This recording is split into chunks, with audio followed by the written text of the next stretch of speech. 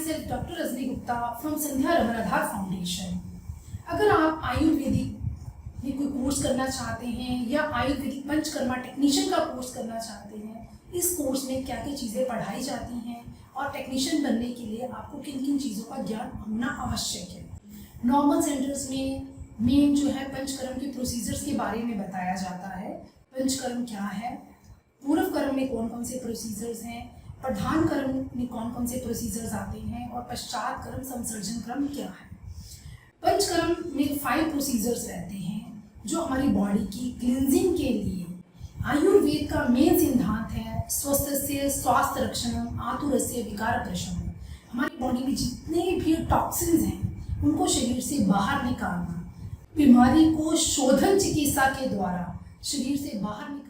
मस्कुलेटरी system का पूरा ज्ञान होना चाहिए, कौन कौन सी मसल्स कहाँ से उसका विजन हो रहा है, कहाँ से उसका इंसर्शन हो रहा है, ताकि प्रॉपर टेक्निक से आप पेशेंट को मसाज दे सकें। इसके बाद हमें हेयर फॉलिकल्स का पता होना चाहिए, बिकॉज कई बार रॉन्ग डायरेक्शन से अगर हम मसाज दे देते हैं तो हमारे हेयर्स जो है वो रप्चर भी हो जाते हैं और वहाँ पे पेशेंट को प्रॉब्लम्स हो सकते हैं।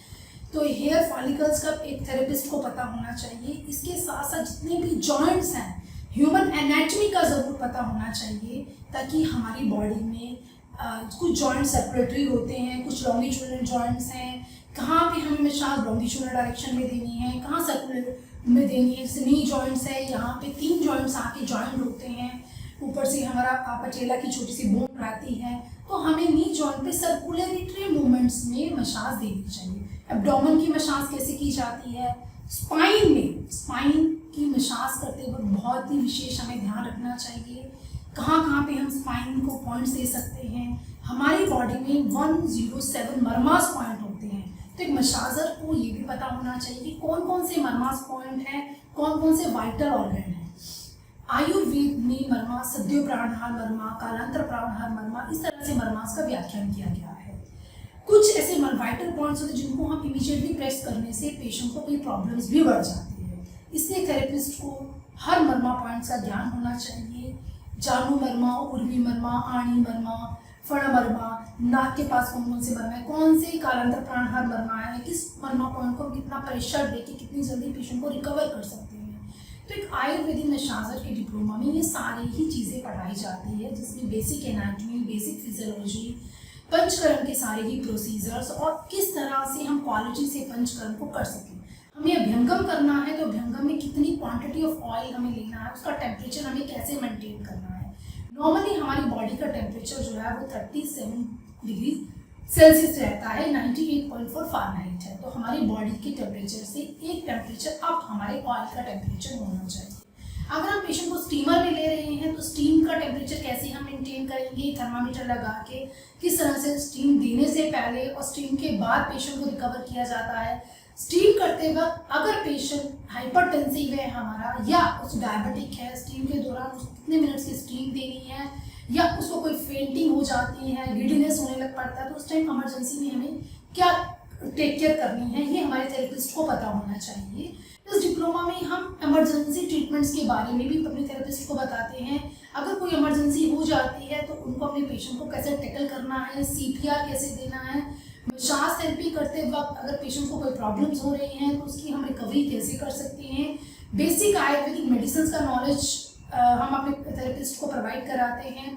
अगर वो लीच कर रहा है तो लीच थेरेपी किस तरह से परफॉर्म करनी है, क्या क्या इंडिकेशंस है, क्या कॉन्ट्राइंडिकेशंस है और क्या प्रिकॉशंस हमें लीच थेरेपी के दौरान लेने हैं। सिमिलरली पंचकर्मा टेक्नीशियन को बस्ती का नॉलेज तो रहता है, बट बस्ती, विरोह बस्ती, अनुवासन बस्ती और मात्रा बस्ती करते वक्त हमें किन किन बातों का विशेष ध्यान रखना चाहिए। और अगर बस्ती देते वक्त पेशेंट को अटोप हो जाता है, एब्डोमिनल डिस्कम्फर्ट होता है, तो उस टाइम हमें कौन से ड्रग्स को यूज़ करना है या किस तरह से उसकी प्रॉब्लम को सबसाइड करना है। वमन एक बहुत ही बड़ा प्रोसीजर है पंचकर्म का, बहुत ही अच्छा रिजल्ट वमन से मिलता है। तो टेक्नीशियन को ये पता होना चाहिए कि वमन करते वक्त कितना ड्रग हमें लेना है, या वमन के अति योग या अयोग्य लक्षण हमें दिख रहे हैं तो हमें उससे किस तरह से टैकल करना है, कौन कौन सी मेडिसिन देनी है।